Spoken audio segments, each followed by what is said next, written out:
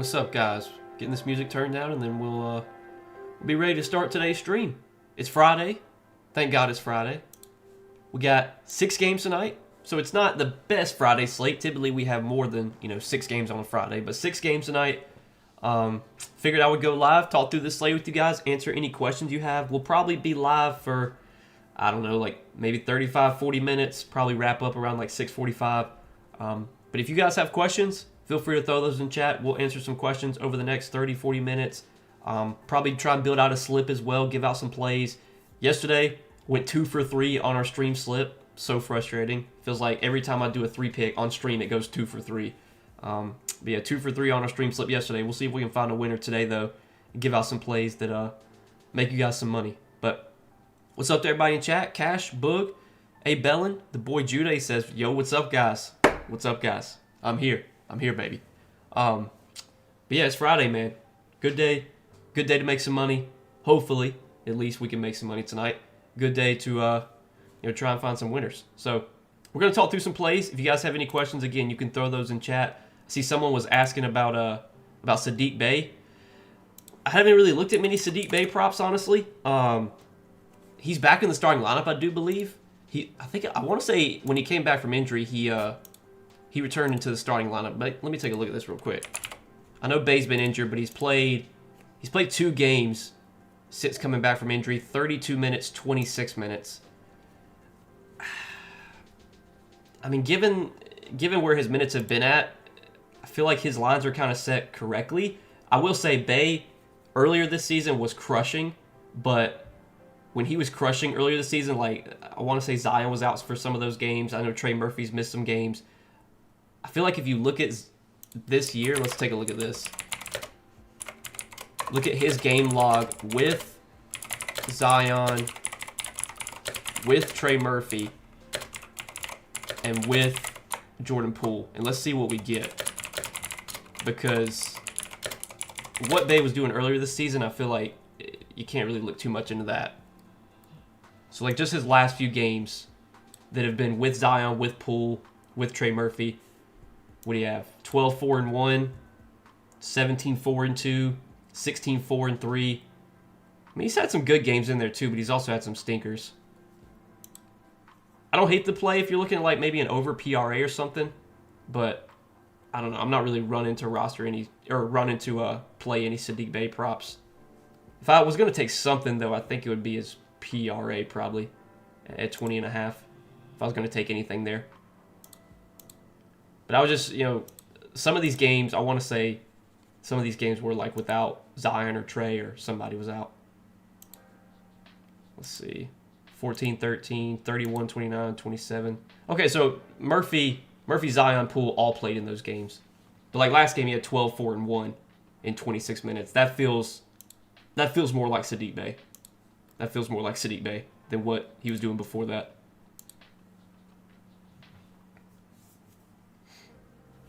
April says, let's win. Mama needs a new pair of shoes. Hey, hopefully we can find some winners tonight. Hopefully we can find some winners. I will give out a slip on stream. We'll probably do that later, though. We'll probably do that maybe in like 20, 30 minutes. I do want to wait and see if we get some starting lineup, some injury news. We did just get Kobe Sanders will start for Kawhi because Kawhi's out. And then Ivica Zubac, John Collins are game time decisions. I don't know if we'll get that news on stream. We might. What props do they have up for the Clippers right now?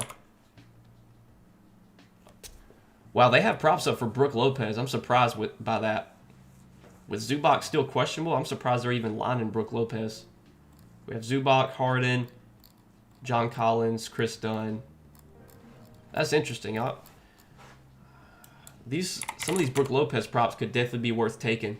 I mean, if Zubac's out, Brook Lopez over 7.5 points looks really good. They're going to pull that very quickly, though, but I'll be ready to potentially snipe that one. Thoughts on Johnny Furphy over 12.5 PR? So Johnny Furphy has been starting lately, and he's been playing decent as a starter. I want to take a look at his game log this year as a starter. Let's see.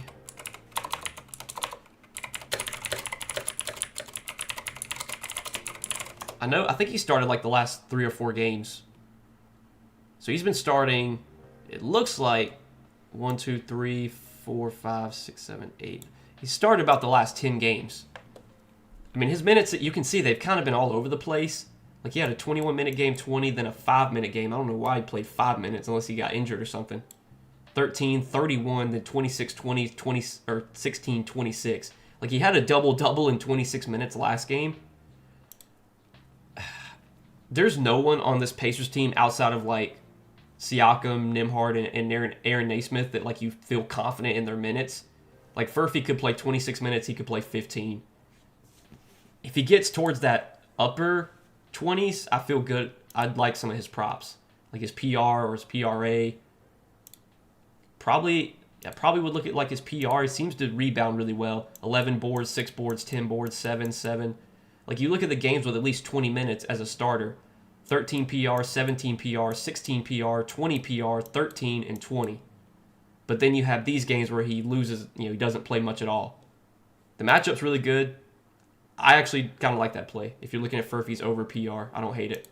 I'd assume he stays in the starting lineup. I mean, he had a double-double last game as a starter, so I don't know why they would take him out. So, yeah, I don't hate that as a play. If I had to choose PR or PRA, I think I'd probably go PR. I feel like, I doubt he gets 3 assists or more to make PRA better. So, yeah, whoever asked about that, about the Furphy, Judah, I kind of like that, honestly, with Furphy. I'm assuming he'll start again, but that's not a guarantee. Nothing's a guarantee with Rick Carlisle. Pool-type game, Pacers led up bench points. I mean, maybe it could be. Pool's so tough because, like, when the team is fully healthy, you just really never know. Like, Jordan Poole feels like one of those players. Like, he can have a 25-point game, and then he can have, like, a 2-point game. Like, I'm sure if you look at his game log, there's, like, a lot of inconsistency. I mean, yeah, like he had 21, then he had 0, then he had 21, 16, and then he had 7. I will say, like, the matchup should be decent. I mean, the Pacers, defensively, they're not great. This game, I think, does have a pretty high total. It's got a close spread as well. But, like, I feel like if you look at Poole's games with Trey Murphy, with Zion, with all those guys healthy, like, he's just kind of been so inconsistent. So I'm a little hesitant on Jordan Poole props just because of the inconsistency there. I feel like with Poole, you might look at like demon lines if you're going to bet on Jordan Poole, because he's either going to shit the bed and do nothing, or he's going to go off. Like, there's really no in between with this guy, it feels like. So if you think it's a game where he could play well, you probably could look at like some alt lines. Derek Queen's rebounds and assists, good matchup for centers versus the Pacers.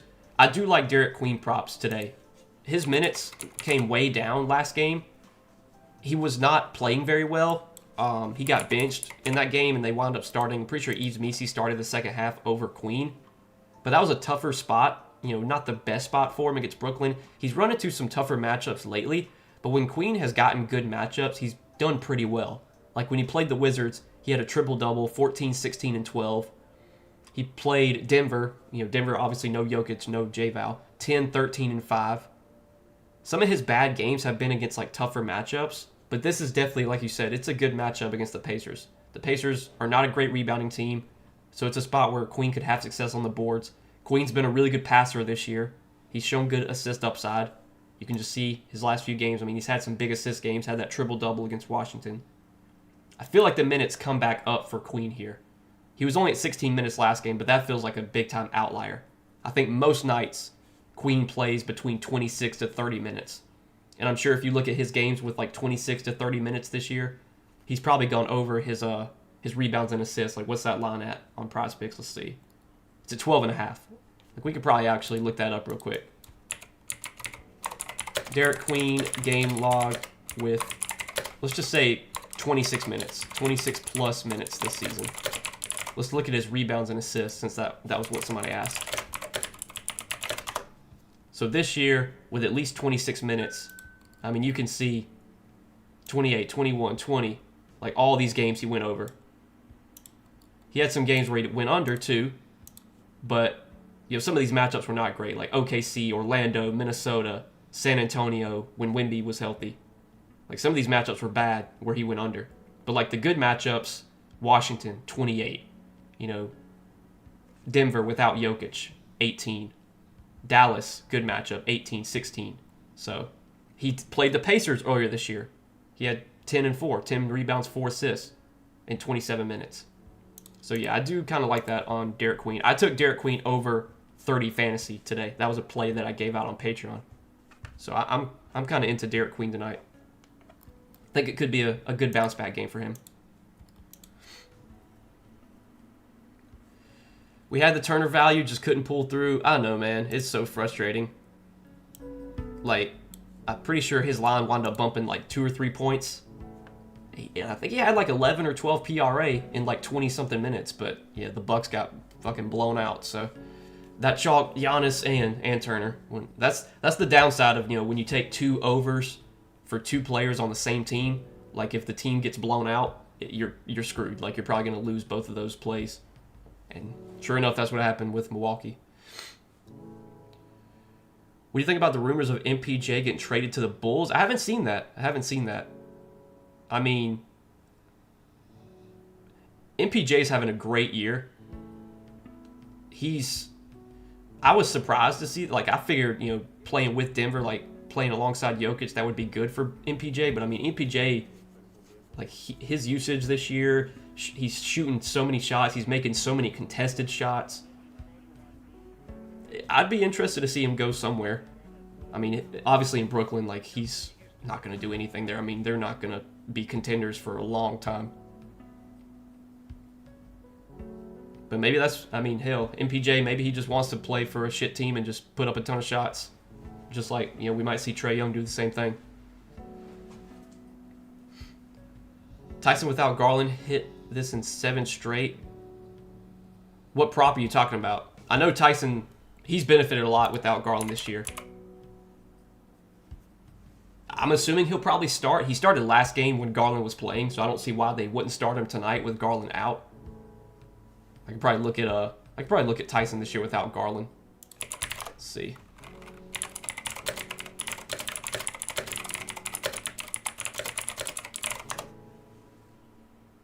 And the minutes have been really good for Tyson in games that Garland has missed. Like 33, 31, 34, 31. I don't know if he started all these games. Like, there was a game he played 25 against Atlanta. It looks like he did start that game. But, I mean, yeah, you're getting good minutes from Jalen Tyson right now. He's been playing well. He's been playing good defense, too. I think I'm pretty sure he guarded Tyrese Maxey last time these teams played, like a day ago or 2 days ago, and he shut him down. Like, what did Maxey have? I mean, yeah, Maxey had 14 points last time these teams played, and I think that was because Tyson was kind of shutting him down. Yeah, what prop are you wanting on Tyson? But, I mean, if you just look at his game log, you can see he's been going over a lot of pretty much everything. Points. I mean, what? Like you said, 7 games? That's probably what you're talking about, points prop. He's gone over his points prop all of his last 7 games without Garland. So that's interesting. The minutes have been good as well in those games. I don't hate that play if you're looking at Tyson's over points.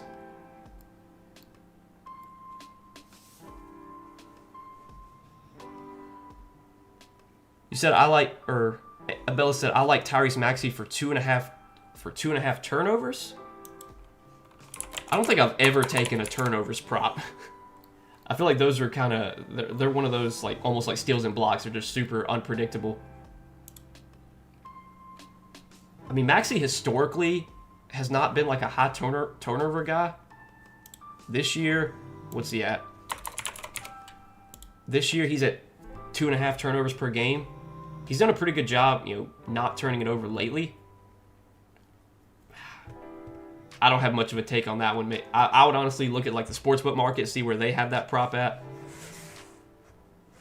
That's one I don't have much of a take on. Turnovers, I think, are just like super, super volatile props to bet on. Like, they're just so tough to predict and to project, honestly. Oh, you like Maxey for under 2.5 turnovers. I mean, again, like kind of the same thing applies. It's just a lot of volatility with turnovers. It also depends on like how the defense is playing Maxey. Like if Maxey's getting trapped, like that could bring turnover potential. Like if they're double teaming him, he could be forcing a pass out of double teams and then passing to the wrong team. Turnovers are that way. It's like I said, I don't have much of a take on turnover props. If you want to play the under there, go ahead. I'm not gonna sway you one way or the other on that one. Someone said Brandon Ingram's 6.5 rebounds. We can take a look at Ingram's rebounds prop. It's a demon on Prizepicks. That's interesting. So his line is 6. Demon line 6.5. I mean, Ingram, like for his career, he's been like a 5 to 6 rebound per game type guy. This year he's at 6.1 rebounds per game. We could look at like his rebound chances, see if those have gone up lately, and maybe that's why his rebounding numbers have been so good. They don't have Jakob Poeltl right now, but like CMB is a pretty good rebounder, so I'd assume CMB's been doing a pretty good job on the glass. Maybe no Poeltl though has helped Ingram's rebounds, but let's take a look at like his rebound chances. If it'll load. Sometimes the NBA website's slow. But we'll take a look at these. Let's see. Still not loading. Also, it depends, like, the demon lines on Prizepicks, sometimes, man, like, the payouts are just not worth it. Like, if you take Ingram 6.5 rebounds with, like, let's say you just play any other prop. Well, it goes from, a 6, or a 2 pick would be 3.5x. Let's see. So Ingram's at 9.9 rebound chances per game this year. Let's look at his last 5 games. Last 5 games, he's at 15.5. So, wow, his rebound chances have really spiked up lately. Maybe he's just around the basket more. Maybe no Poeltl. Let's take a look at his games without Poeltl, because that could be interesting. Let's see.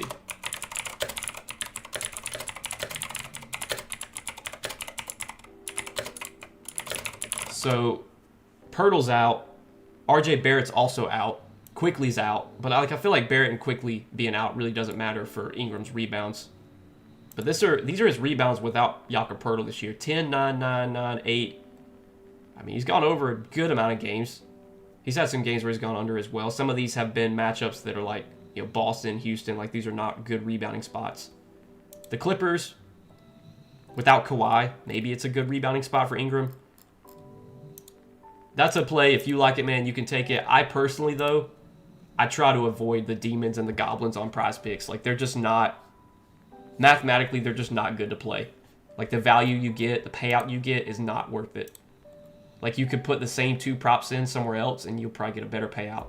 That's why, me personally, I like to use Prizepicks for, like, fantasy score, targets, like a lot of those niche markets that, are not available on sportsbooks. Because a lot of times the sportsbooks are probably going to give a better payout than Prizepicks will. But fantasy score, stuff like that, like, that's not available on sportsbooks. So that's where you can find a good edge, in my opinion. But if you like Ingram rebounds, man, go ahead and take it. Go ahead and take it. I personally am not a big fan of that prop. And just playing the demons in general, I'm not a fan of. Quentin Grimes points over. Let's take a look at some Quentin Grimes props. So right now, the Sixers are pretty much fully healthy, to my knowledge. They've had a lot of injuries this year, but like right now, Maxi's healthy, Embiid's healthy, Paul George is healthy, Kelly Oubre's healthy. So Grimes is probably going to have some lower lines than he normally would. I mean, he's still going to come off the bench and play decent minutes. Last game, let's see. Last game he played 22. The game before that he played 16. I'm sure if you look at his games with like... Let's see. Let's see if I can look at games with like 18 to 22 minutes. There's been a bunch of games where he's played like over 30 minutes, but I think with them fully healthy right now, he's probably not playing that much. Like, he probably projects for like 22 to 24 minutes. So let's see. I'm trying to look at games where he only played like 22 to 24 minutes. So he played 18 minutes against the Knicks. He had 5 points. He played 24 minutes against Dallas, 6 points. 22 minutes, he had 13 points. 26 minutes, 16 points. Then he had 8 points in 22 minutes. Like, if you look at his games with like 22 to 24 minutes, he's kind of like, he's living around that 8-7 point mark.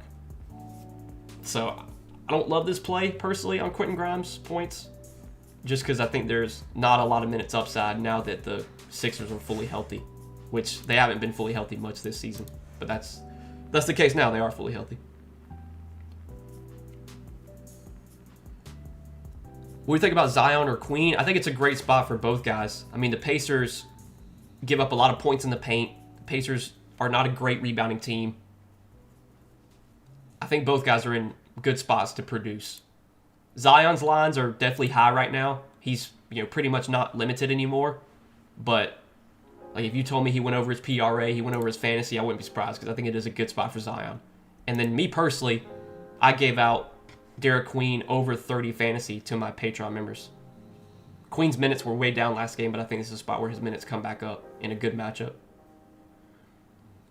If someone just signed up to Prizepicks, what tips would you give them? What tips would I give them? So, me personally, I like to play a lot of the niche markets on Prizepicks. Not necessarily, I would say, like stay away from the popular plays, but don't look at last 5 games. The last 5 games is meaningless. Like, it doesn't matter. I know you see this, like Trey Murphy going over his PRA in 5 straight games. You see this and you probably think, oh, it's an easy over. It's not that easy. Like, I promise you, it's not that easy. There's always going to be a reason why a player's line is set where it's at. Just because Trey Murphy has had 43.4 PRA his last 5 games, that doesn't mean you can set his line at 43.4 or 43.5, because then the under would just be super free. And if Trey Murphy goes out there and has 45 PRA tonight, then I'll tip my cap. But I would stay away. Like, last 5 games, do not look at last 5 games at all. It is meaningless. There's always more to the story. DeMar DeRozan, he's been playing really well lately, going over his points prop. The line's set at 20.5 tonight because the Kings are fully healthy now. Domantas Sabonis is expected to be back for this game. Dennis Schroeder is coming back from suspension. I know the matchup's really good against Washington. He could definitely go over his points prop. I'm not saying he won't go over, but just know there's always a reason why the line is set where it's at. So definitely avoid last 5 games. I like to target niche markets, so fantasy score. Love targeting fantasy score props. For NFL, I like to target targets props. Like, these are lines that Prizepicks has to create themselves. They can't copy these from sportsbooks. So they're always going to be more value targeting those lines than like points props, because points props, every book in the world, DraftKings, FanDuel, Caesars, Bet365, like all these different sports books all make points props. They all have so much money coming in. They know where these lines need to be set. There's so much data on these projections, whereas fantasy score, there's not a lot of people betting fantasy scores. Typically, the people that do bet fantasy scores move the lines. I give out fantasy score props to my Patreon members. Typically, the lines move because, it's a market that there's not as much data. Typically, the people that bet those know what they're doing. So I would recommend trying to target some of the niche markets like fantasy and targets and all that stuff. Even some of these other props like, field goal attempts.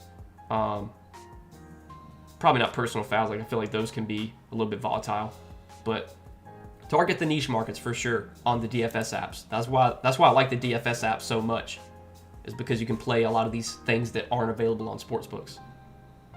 And don't look at last 5 games. I mean, last 5 games is so pointless. I know there's a ton of people that bet off the last 5 games, and if that's you, more power to you, but don't do it. Like, you're not going to make money betting off last 5 games. If it was that easy, Prizepicks wouldn't put these up. They wouldn't put these last 5 games up if it was that easy.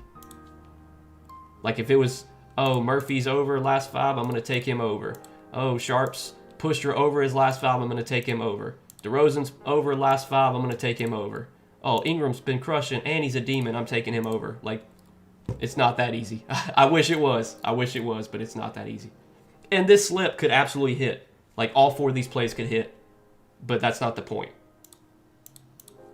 The point is to just know what you're betting into. I'll say that.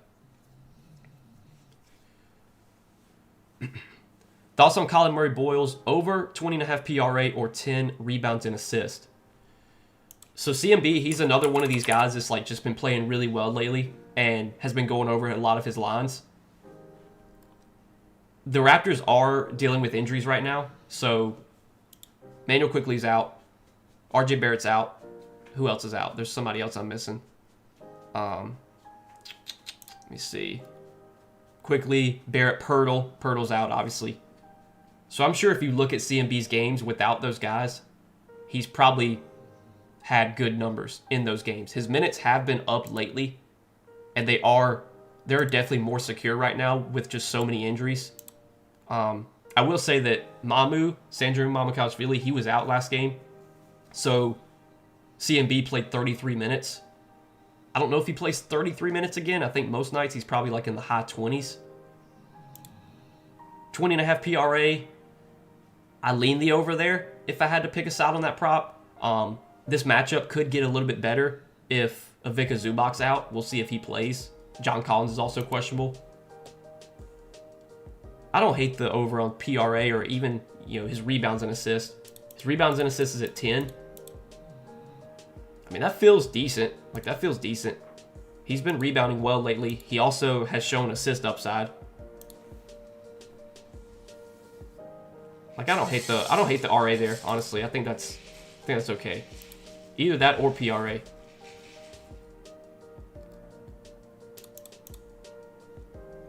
Okay, we did just get word that John Collins is available to play, but we don't know yet on Zubac. We don't know yet on Zubac. I want to go ahead and have something ready to play. So, I've got 2 props I'm going to give out. And then we might wait for a third. We might wait for some injury news or something, see if we can snipe a third play. But these are 2 plays I gave out on Patreon earlier today. I'm just going to go ahead and post them here. The lines either haven't moved or went down or up a point. Typically, I try and keep the Patreon plays behind the paywall, but I'm just going to share these, and I'll talk through why I took these on Patreon. So, Vooch has had a really big role lately. His minutes have been up as well. I think last game he played like 30, let's see. He played 31 minutes. The game before that he played 37. He only played 29 against Dallas, but I think that might have been a blowout. He played 32 against Detroit, 36 against Boston, 34. The minutes have been way up on Vooch lately. Also, they've been running a lot of the offense through Vooch with Josh Giddey out. And I'm going to take a look at Vooch's fantasy points this season, his fantasy points per minute. Also, we can look at his games this year without Josh Giddey. Let's see. Let me pull this up real quick. Cavs will start Craig Porter Jr., Mitchell, Tyson, Mobley, Allen. Okay, so that's as expected. So these are Vooch's games without Giddey. I mean, you can just see his last, 6 games without Giddey? 49.4, 44.5, 47, 40.9, 38.9, 55.9 fantasy points. He's gone under some games as well, but those were against Orlando, Detroit, San Antonio. Those were some of the toughest matchups for centers. He did go under against the Pelicans. He definitely should have done better in that spot. But I like this spot a lot for Vooch against Brooklyn. Brooklyn, defensively, they've been okay this year. They've been okay as of late. But where they do struggle is against centers. I think they're top 10 in fantasy points allowed to centers. They're giving up points in the paint as well. It's definitely a good spot for Vooch.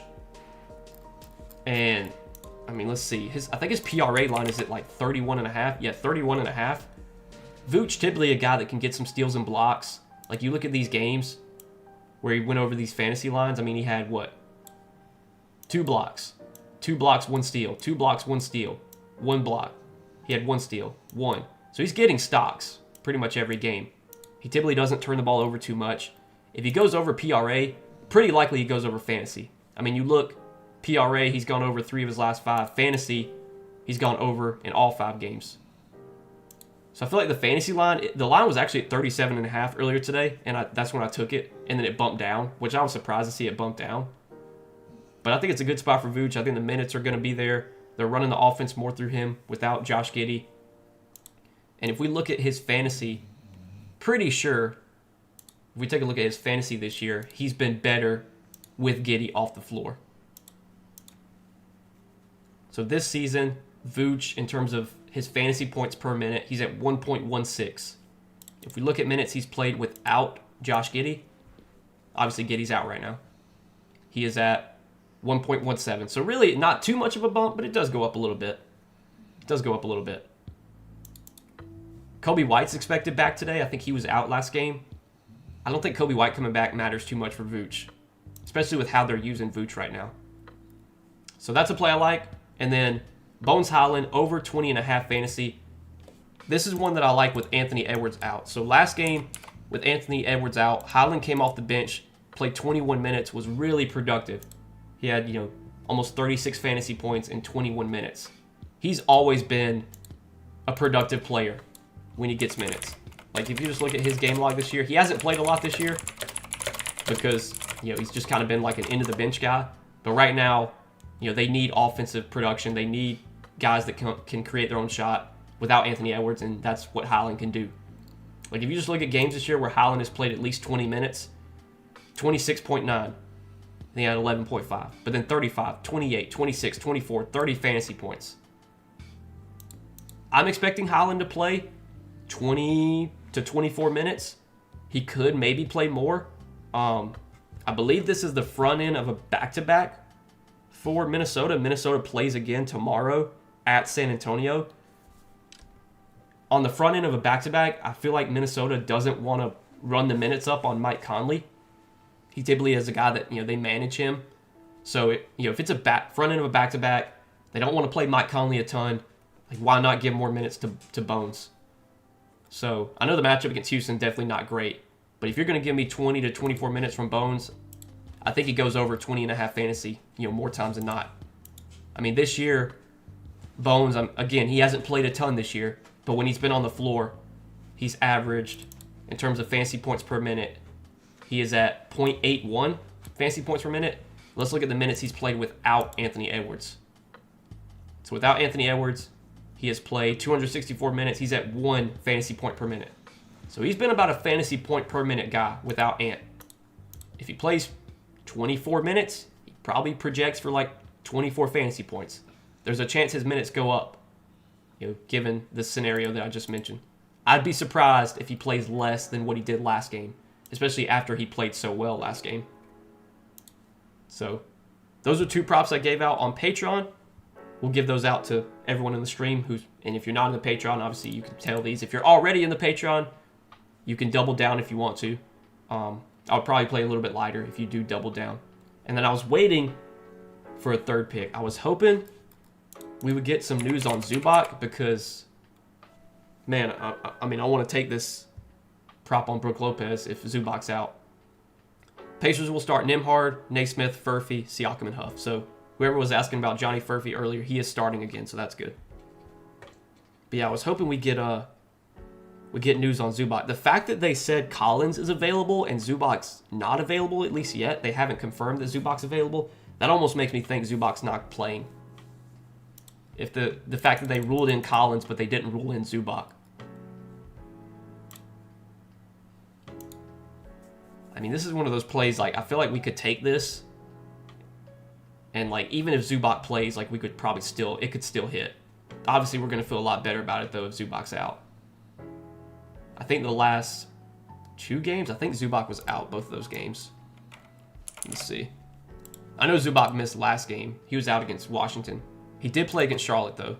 So, like, Zubac played 27 minutes against Charlotte, and Lopez still went over 7.5 points. But last game, without Zubac, Lopez played 21 minutes. I mean, Lopez doesn't need a lot of minutes to score 8 points. Like, he could knock it down a couple threes, and that's that. Do we take it or do we wait? We might wait. But that's what I'm kind of liking. It's almost like they're baiting me. The fact that they even have props up for Lopez is like they're baiting me.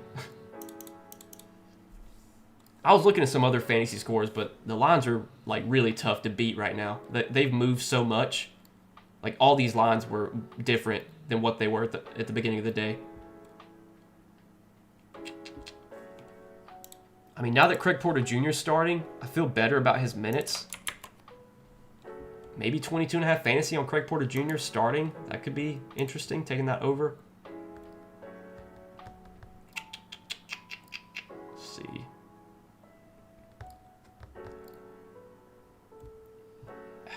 I was looking at Mamoukelashvili. I think there's a chance he could start this game. He was out last game, and they started Jamison Battle, but Jamison Battle's out today. So I don't know what Toronto's starting lineup's going to look like. We for sure know it's going to be Scotty, Ingram, Shed, and CMB. The fifth starter could be Mamu, could be Grady Dick, could be Akbaji. If it's Mamu, I really like Mamu over 22 fantasy if he's starting. I don't know when we're going to get that Raptors starting lineup. We should get it in the next like 20 minutes. Maybe we wait for their starting lineup, and if Mamu's starting, we take his over. But I just don't know when we're going to get that lineup. It could be, it could be like 7:15. I didn't want to be on stream for another 40 minutes. But maybe we'll wait on that one. I would say right now, don't submit anything yet. If you're going to tail the stream slip, just wait a minute, and I'm going to see if I can snipe a third play.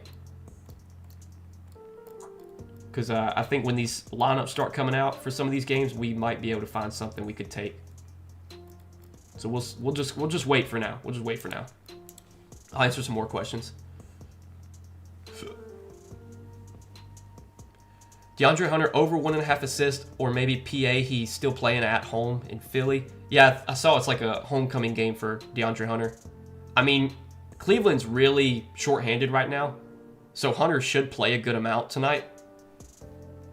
I feel like assist prop for DeAndre Hunter, like that's not something that I would typically look into, but maybe like if you want to maybe look at his PA. What's his PA at? Let's see. Do they have PA on Prizepicks? They don't at the moment. Oh, they have Demon Goblin lines. I mean, 13.5 points. He's not starting, so I'm not as confident in his minutes. But again, like they don't have Dean Wade, they don't have Sam Merrill, they don't have Darius Garland. Like he should play a good amount here. He did do well in this matchup 2 days ago, for what it's worth. I don't hate over 13.5 points on Hunter. I don't hate it. Don't love it, but don't hate it. Pelicans will start Fears, Murphy, Bay, Williamson, Queen, so that's as expected. So we're good there. Made a stream slip yet? Not yet. Right now we have these two plays pending. We're waiting for a third play. And I feel like we might get something we can take. Waiting for some, definitely waiting for the Raptors starting lineup. That's one I'm waiting on for sure. Because I think there could be some value there. And then we're still waiting for news on Zubac. If Zubac's out, we could take Brook Lopez props over 7.5 points, or his threes made. I'd probably take points, but you could look at that too. I would think if Zubac gets ruled out, they probably bump 7.5 points to like 9.5, I would think. Especially with Kawhi out. I mean, there's obviously more usage out there. Like, I could just see, if there's no Zubac, I could see a ton of, like, pick and pop with Harden and Brolo, and Brolo's just getting a bunch of threes up. So, yeah, I'm waiting on that one. I'm going to wait for now. I'll wait for now.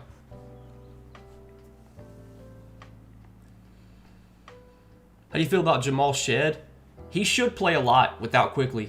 He played a lot last game. He wasn't very good. I think he shot pretty terribly. Let's see. He played 34 minutes last game with Quickly out. But I think he shot the ball bad. The minutes are going to be there. Like, they don't really have another point guard they feel confident giving minutes to unless they play Scotty at point guard, which they'll probably do that. Like, Scotty's probably going to play point guard when Shed's not on the floor. But, like, Shed's lines are really high. Like, his fantasy, I think, was at, like, 26. It's gone up to 30.5. I think his PRA was at 19.5. It's up to 21.5. His assist line, it was 6.5 earlier. Now it's 6.5 Goblin. Given where his lines are set, I don't see anything I'm, like, running to take, but he's going to play a lot. Like, he's probably playing 34, 35 minutes, if I had to guess, with no Quickly. If I had to take any play, I maybe would look at, like, his RA at 10.5. Like, he's always been a big assist guy. Like, let's take a look. How many potential assists did he have last game? I'd assume he had a good amount. Let's go to the Raptors. If they should have stats up from last game. Yeah, Shed had 14 potential assists last game. Scotty Barnes had 16 potential assists. I mean, those were the two guys doing all the ball handling, Barnes and Shed. Where is Barnes' assist prop set at? I'm assuming it's probably like 5.5. It's at 6. Yeah, maybe Shed RA you could look at. He's been getting some. He got 3 rebounds last game. Hope I need to shut my door real quick.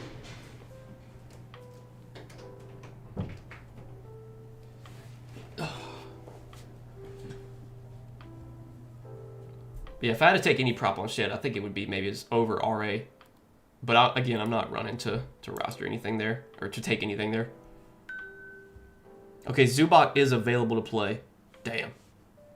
Let's see if, I wonder if they're going to take these Lopez lines off the board. Or if they're going to lock them or something.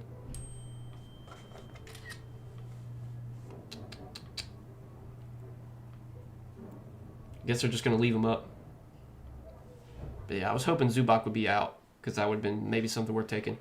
We'll see if we get a starting lineup for the Raptors. I'll probably stay on stream for like 10 more minutes.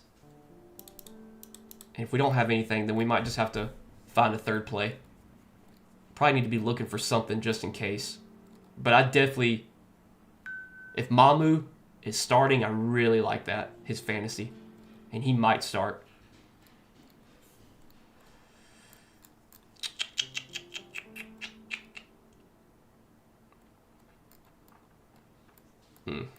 It's tough. These lines are so tough right now. Maxey at 44.5 doesn't look too bad. I know he was really bad last game, but like he's actually been pretty good with Embiid and with Paul George healthy. But I'm not gonna take that. I don't think. We'll wait about 5-10 more minutes, see what we get. Books are on the under on Lopez. Yeah, that just goes to show you how much the market knows, because Zubac's playing. Let's see if his lines are even up on the books anymore. Yeah, his line's actually at 6.5 on DraftKings now. That just goes to show you the market knows a ton. Yeah, they bumped it down. So yeah, I'm glad I didn't take that.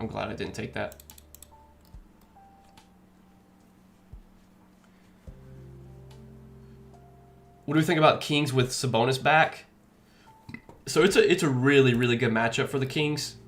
The Wizards, that's like the best possible matchup you can get. I will say, where the lines are set, I don't see like a ton of value, but I think Sabonis coming back, their offense as a whole should be better, because Sabonis is so good at like just organizing the offense, getting guys the ball in their spots. Obviously, like Sabonis, he's really good on the glass, so he's gonna gobble up like a lot of rebounds. But this definitely feels like a spot where the Kings score a lot of points against a bad defense with their main offensive piece back in the lineup. I took Zach LaVine over 30.5 fantasy. That was a prop I gave out on Patreon today. His numbers with Sabonis have actually been pretty good this year. And it kind of makes sense because like they can run that 2-man game, him and Sabonis. And it's a great matchup for LaVine. LaVine has done really well in facing bad teams. Like a lot of LaVine's good games this year have been against like the Jazz and the Mavericks and the Bulls, like these bad defenses. So this feels like a spot where LaVine can really put up a big number. And I see people are asking about Sabonis' minutes. It's tough, man. It's tough. Like, I'm not sure. I gave out his over PRA in my YouTube video last night. The line has gone up a point. So the market seems to be leaning more into Sabonis playing more here. In his career, Sabonis has always been a guy that has been able to play big minutes. I would be surprised if they bring him back from injury and only play him like 20 minutes. Like, it feels like if they're bringing him back, he's fully healthy, or he's close to full health. I'm thinking 26 to 28 minutes for Sabonis. Somewhere in that range. The matchup's obviously fantastic. He should be very productive per minute in this spot. But we could get news that like he's not on a minutes limit at all. We don't know. I want to say there was a time last year he was out for like 2 weeks, came back from injury and played 30 minutes his first game back from injury. So it's tough. These are always kind of tricky spots to bet into, but where his line was out last night, I thought there was value there. And the line's gone up a point, so I think we made the right decision taking his over last night. Honestly, his fantasy at 32.5, like I don't mind that at all. If he plays 26 minutes against the Wizards, like 32.5 fantasy points should be doable. Obviously, there's a risk. Maybe he's rusty, first game back from injury, but you literally can't draw up a better matchup than this one for Sabonis.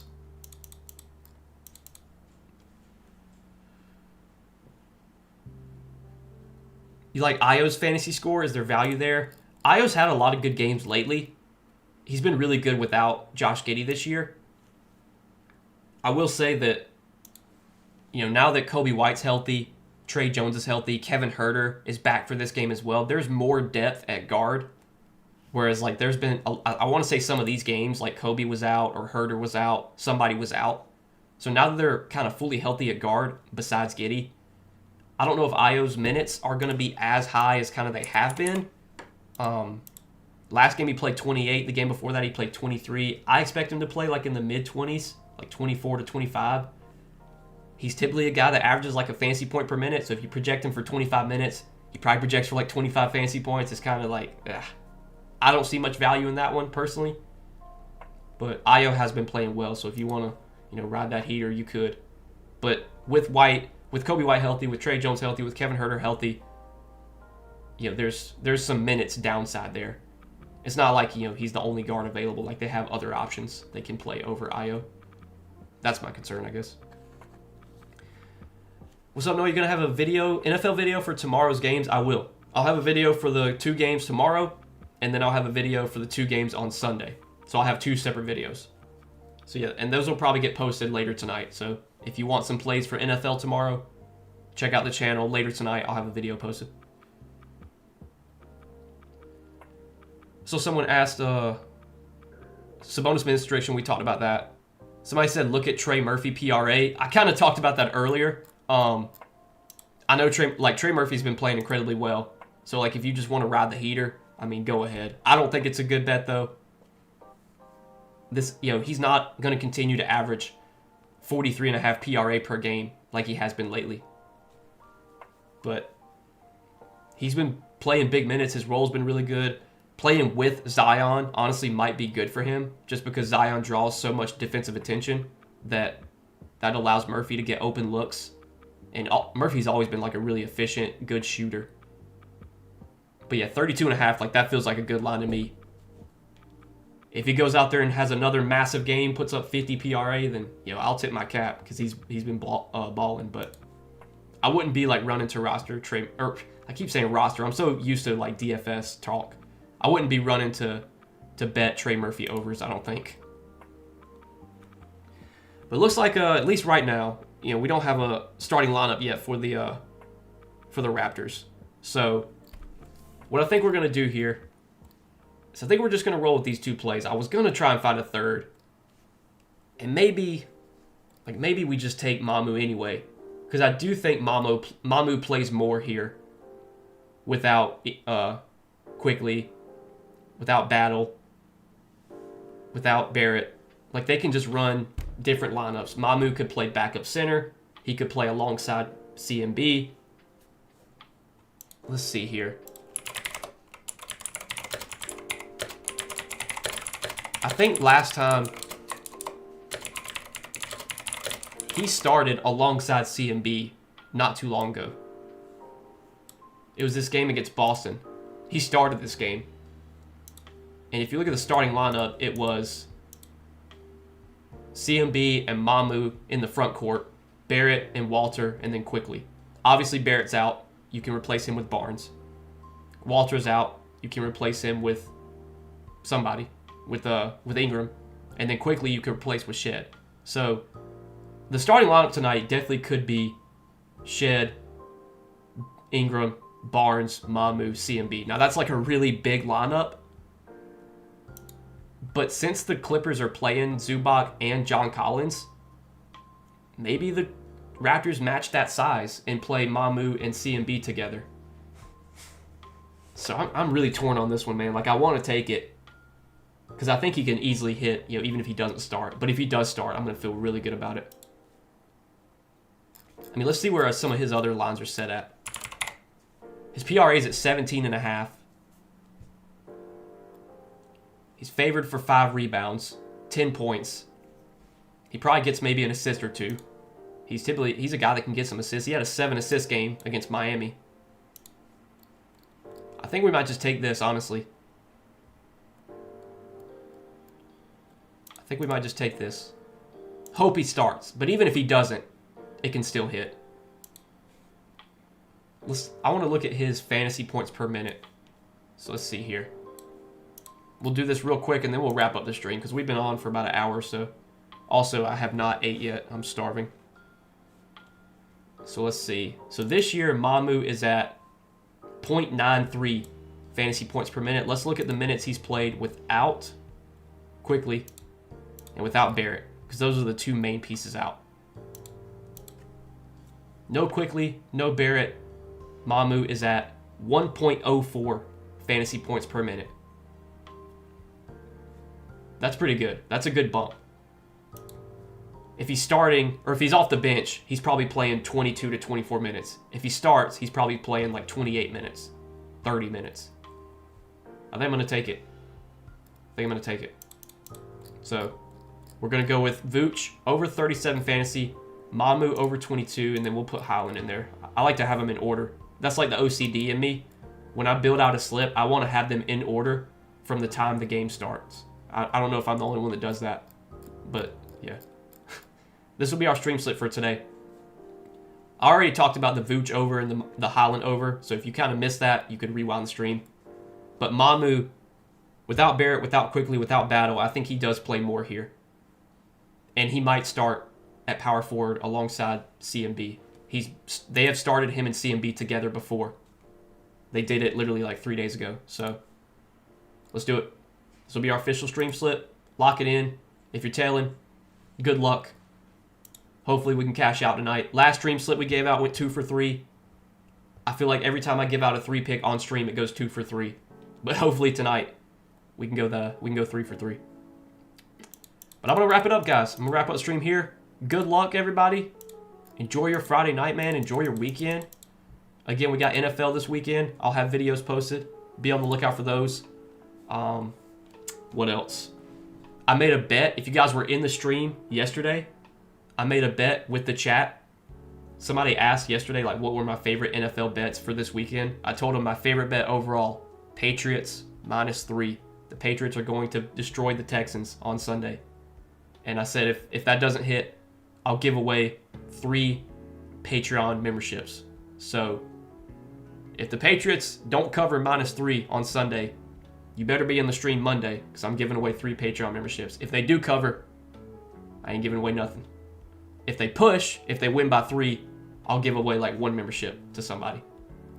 But yeah, be in the stream Monday for that.